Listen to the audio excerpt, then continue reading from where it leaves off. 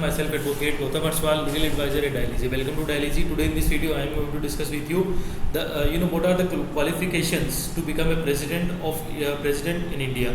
So let's start the discussion without any further delay. And in this video, don't forget, I am going to discuss with you what are the conditions to hold president's office in India. So we'll find out in this video. Let's start the discussion without any further delay.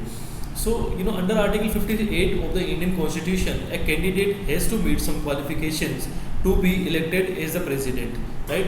And the qualifications which are mandatory to follow for any candidate whosoever participate in election of president, right? So the very first qualification is he should be an Indian citizen, and the second is his age should be minimum of 35 years. The third one is he should qualify the conditions to be elected as member of Lok Sabha. The fourth and last one is he should not hold any office of profit under the central government, state government, or any other public authority. Right? I hope you are pretty much clear with the qualifications part of President of India. And now we are going to discuss conditions to be followed to hold president's office. The very first is he cannot be a member of Lok Sabha and Rajya Sabha if he has been a member of either of the house. He should vacate the seat on his first day as a president in the office. The second is he should not hold any office of profit. The third one is for his residence, Rashtrapati Bhavan is provided to him without the payment of rent.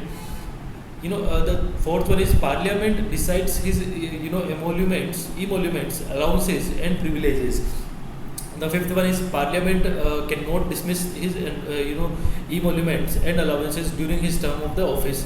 The sixth one is he is given immunity from any criminal proceedings, even in respect of his personal acts.